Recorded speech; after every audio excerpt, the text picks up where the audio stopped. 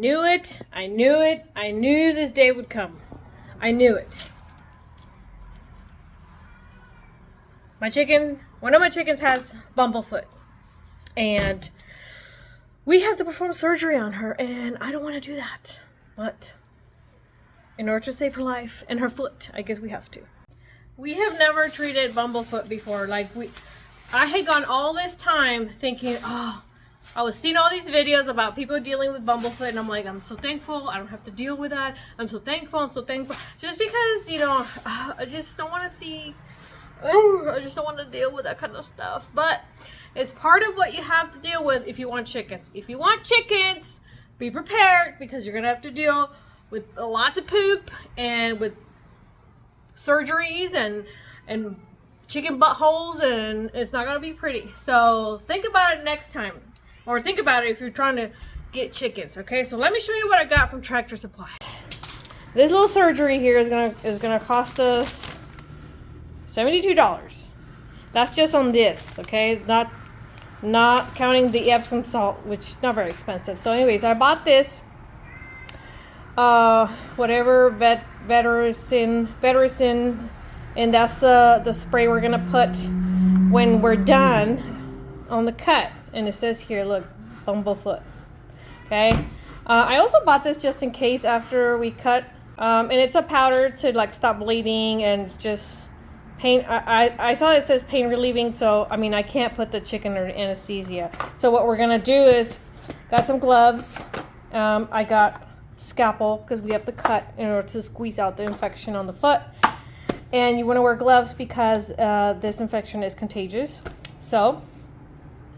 And a little bandage to wrap her foot at the end. I have some cotton. I have some cotton in the bathroom. Okay, yeah. So we have some alcohol here, and so yeah.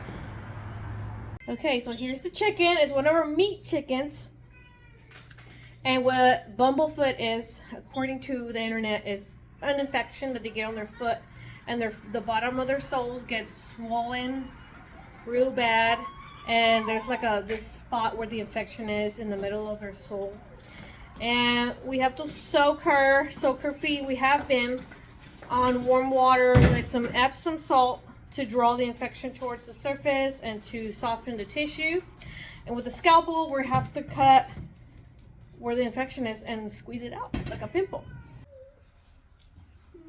No. I'm doing it to the camera.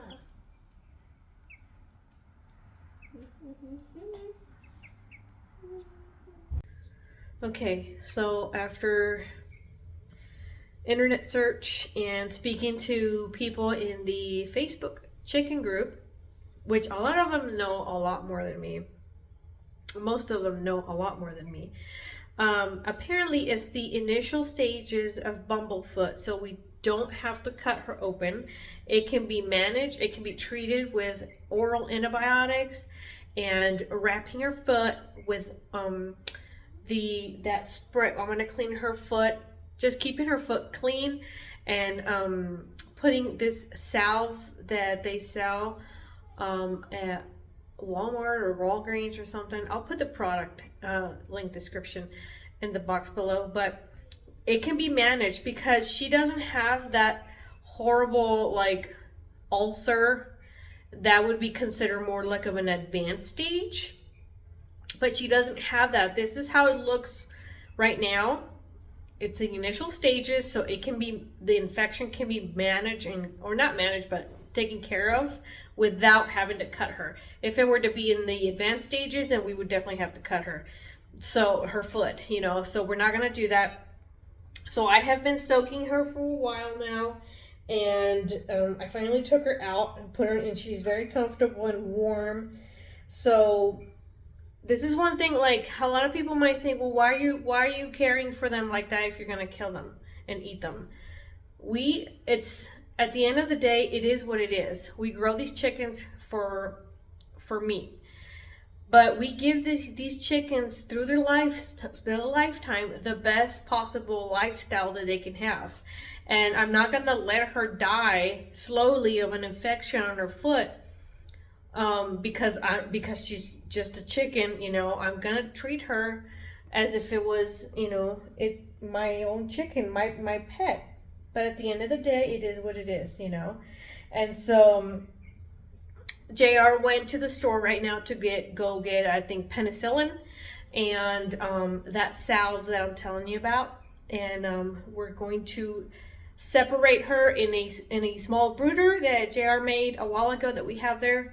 So a little chicken hospital, not like the other chicken hospital with the chickies. But we're gonna keep her separated from the rest of the flock so they don't hurt her or anything, and we'll go from there.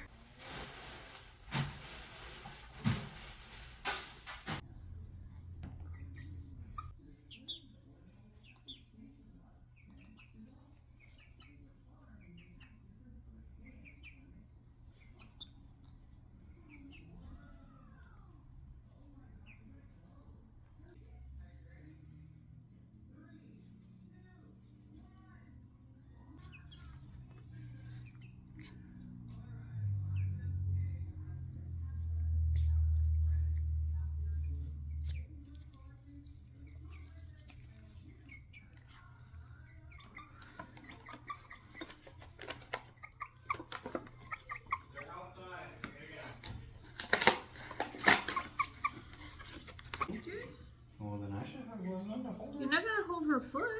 Could touch her foot. Then put kitchen at large under the sink.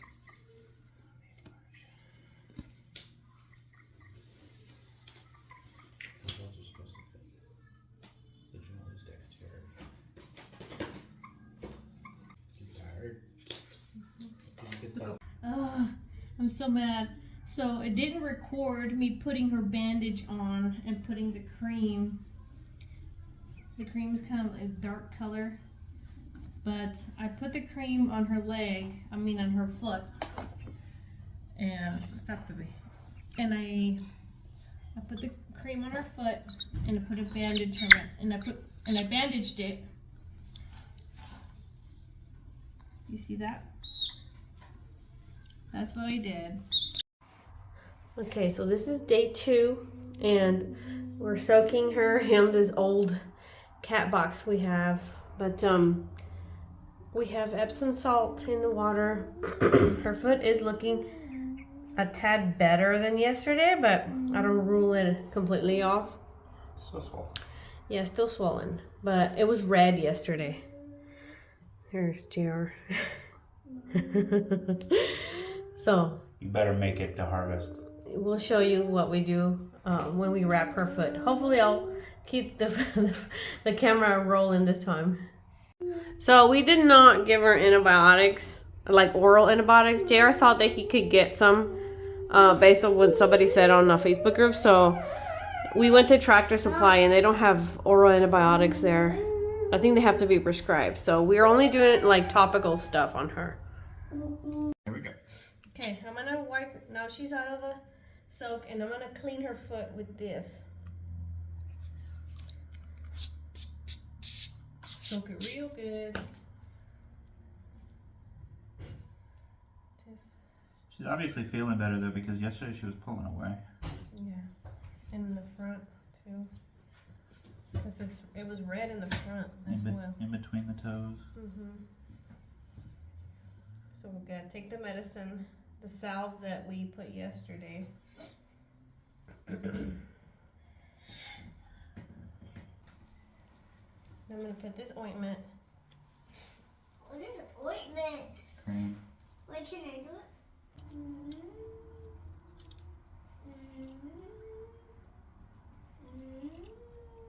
Make her too. Have 2. And I'm gonna grab toilet paper. I don't want to use cotton balls because I leave hairs everywhere. So I think I did this right here. A cotton ball wouldn't be too bad because there's no open wound, but And I'm gonna put some here on the paper, and then and some on her foot. This thing smells, by the way. Okay, it's okay. But she understands. Oh, that's good. I'm gonna go get some ice cream. And in the front, because I saw redness and swelling on the front too. Poochie. The reason I put a bunch of it is because it'll absorb into the toilet paper, and I don't want that. I want it to stay. Okay. Plus we have to do the whole foot though, because we don't really know exactly where she's sore at. Yeah, I'm gonna put this. Is that what I did yesterday? You went between the toes. Like that.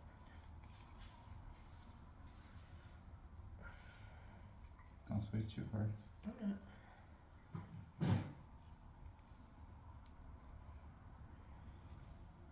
It's self-adhesive, so I'm trying to rub the tape against itself, but the cream is in the way. So this is when this comes in handy, and you wrap her around. Hi, guys. Clean your fingers as much as you can, so that the cream doesn't get in the way of the adhesive of the tape. You did pretty good yesterday. Okay, so here it is. Now remember, this is a mild case of Bumblefoot, so she didn't have the sore that we have to cut, nothing. So we caught it on time, so that's why we're treating first with the topical ointments. And then if this doesn't work and it continues to develop, then we'll have to cut. But for the meantime, this is what we're doing. And this is her little stay, her little inn, little intensive care unit where she can eat and drink.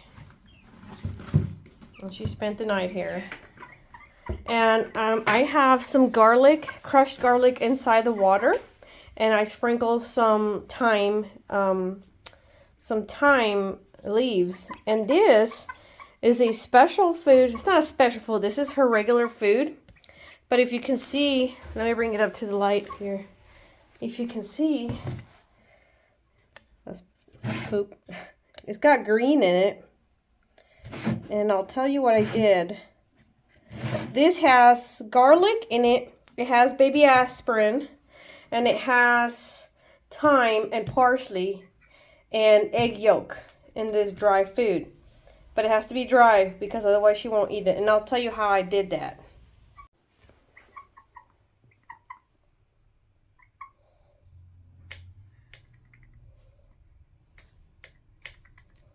Is that the end of the video?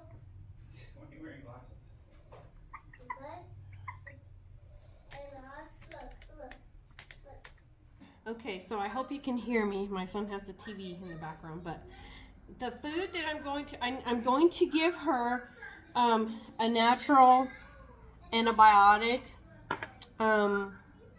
because I'm not going to take her to the vet and spend money for antibiotics. I'm not going to do that.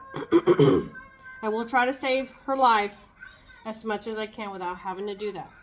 So I have here oregano, which has antibiotic and antimicrobial, I think, properties, antiseptic, antimicrobial, and this is thyme, by the way, sorry. This is thyme, and that's oregano.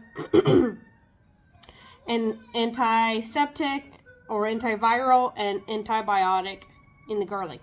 Now I'm not gonna give her this whole clove, so I'm gonna cut like just a little piece.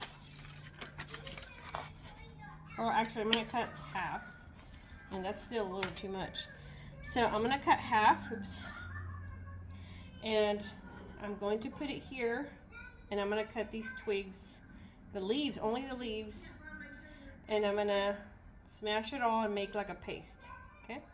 Now I tried to give her this as a paste with her food. Like I mixed it with her food and she would not eat it at all. Like she was sneezing because the odor is really strong and because it was moist, you know, the leaves release the oils and I mixed it all with her crumbles and she would not eat it, okay? Fair enough. So this is what I'm doing, okay? There's the garlic and the herbs, and I'm gonna smash this.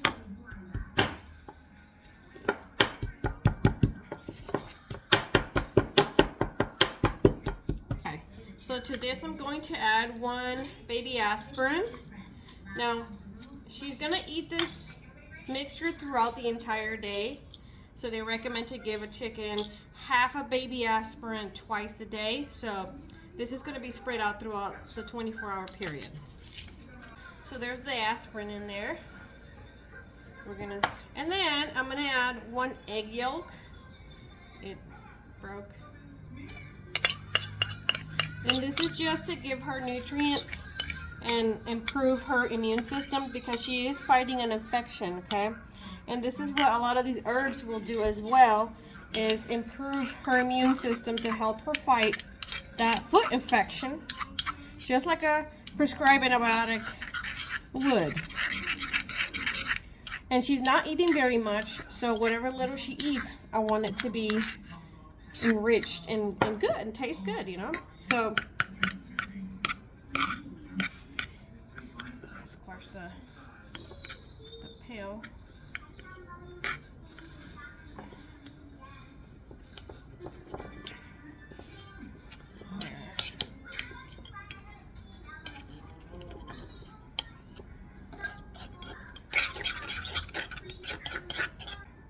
Okay, so that's it. Now I'm going to add the food in here, her dry crumbles.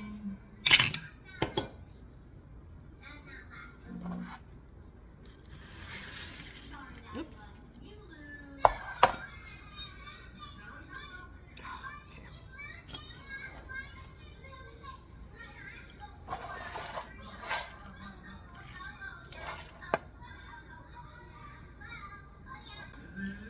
And we're gonna add quite the amount, a lot, because we don't want the smell of the herbs to be too concentrated because then she won't eat it. Okay, whoops, probably not the best bowl. Let me bring another bowl. She's in a new area and her little brooder by herself. So this has all the pain relieving medicine. It has nutrient rich yolk. It has the garlic. Hold on. It has the herbs that are gonna help her. Hey, I said hold on. Okay, now it's moist, okay? As you can see, it's moist. See, it sticks because it's got the egg yolk and the oils. So what I'm gonna do is this, I'm going to dry it out for the rest of the night. And it's this parchment paper that I have here. It could be a napkin, it can be whatever, just to lay it to dry. Now, if you wanted to use this immediately, you would have to make it dry. You would have to make it, like, I don't know, put it in front of a fan. Don't use the blow dryer. I tried. It'll blow it everywhere. If you have a dehydrator, but that's not even fast enough anyways. Put it to dry, I don't know, I just put it in a fan at low. So I'm gonna let this air dry on the counter overnight because she already has the one I made last night that she's almost done with tonight. And this I will start her in the morning. And this is all she would eat throughout the day. It's you know, so. And she's fine. She's surviving. She's eating fine. You know, when I put the food around next to her, and when she can reach it, and she'll eat it. And it's normal that when they're sick, they're not eating that much. It's fine. So, and if she were to finish this in the middle of the day, I would just give her this. You know, like that. Because you don't want to overdo this. This is just her medicated food. As long as she's done with this, you can continue to give her this after that. So that is what she's eating right now. And okay, so today is the next day. It's the next morning. And I'm going to give her the food that we dried up. I try to break it into smaller little bits, because if they're like in big bits like this, she won't eat it. So it has to be broken down like that, okay? So let's go give her this. Okay, this is her food right here. And what I do is I just put it around the rim. Oops, I didn't break it up. Let's break it up, break it up. Because I do notice that if she gets a big clump of it, she'll just play around with it, but she won't, she'll drop it. She won't eat it.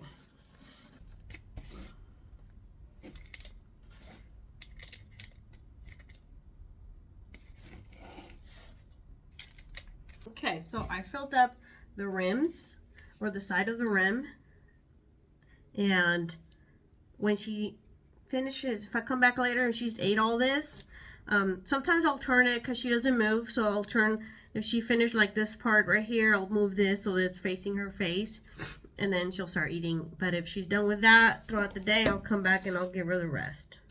Okay, so I'm gonna put it in front of her because she's not really moving too much. She does move, she walks around, but not for a long time. Not a lot.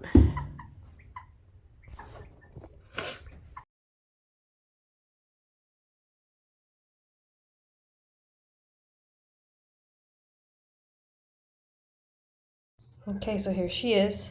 So she's standing now. That's a good sign. She's not walking very much, but I'm sorry, that's dirt, okay? It's not poop or anything.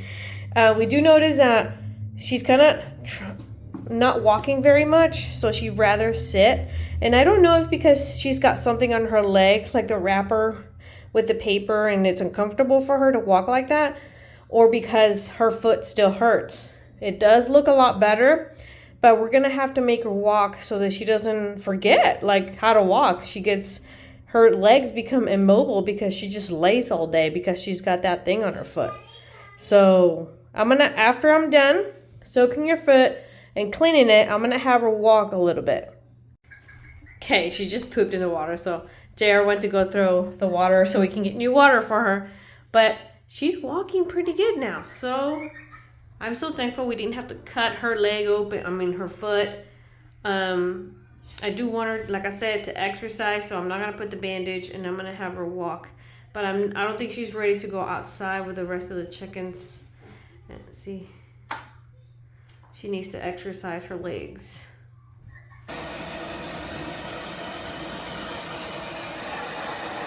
She doesn't want to walk at all. Yeah, no, I know.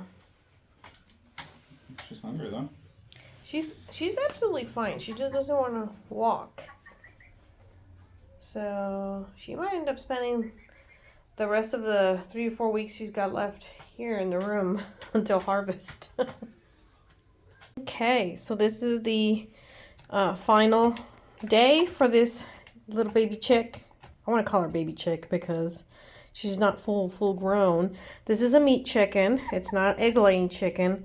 And the rest of our friends are out there, and they are twice as big as her. When she came in with that bumblefoot thing in her foot, she was already a small chicken.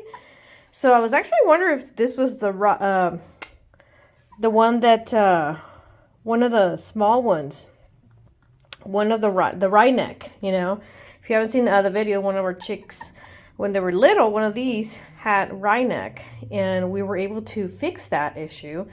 But she always kind of stayed small, and I'm thinking she was it or not, because there was actually 3 smaller frame chickens, and she's one of them. So it could have been one of the 3 that rye neck. But ever since she's been in here, you know, she had the bandage foot that were honestly I can't remember if it was this foot, but it's fine now. There's no inflammation in either one of the legs, in either one of the feet. Hold on. I think it was this one. But they're fine now. But they're fine now. There's no more inflammation. But she has lost the ability to walk. She cannot stand on her own. We keep trying to exercise her, but she just won't do it. She just won't stand up anymore. So we bring the food to her and the water. And I guess because of that, she has not been able to grow anymore. And, but she eats fine. When I bring her food, she just ate a ton right now and drank water. But this is not a good quality of life for her if she can't walk anymore. She lost the strength in her legs because she just kept laying just because her foot hurt. Even after being fixed, she just would not walk. Even after we took the bandage, after we saw that the leg was better, so that she could start walking around, she would not do that. And so she decided to just lay. And before she gets an ulcer or anything like that in her belly from laying all day, we're just going to go ahead and dispatch her tonight. I believe all the rest of them have like 2 more weeks or 3 more weeks to go before harvest day. So she'll just be leaving 2 weeks or 3 weeks prior to her friends. So, but we did fix the issue. It was not a full-blown, what's it called? Not a full-blown, Bumblefoot. But it was the initial stages of the Bumblefoot, and this is how we treated it. And now we know. So, yeah. Just wanted to make this video to record this and keep it on file, and maybe for somebody if it's of any help. I hope it did. But thank you for watching this video, and we'll see you in the next one. Bye.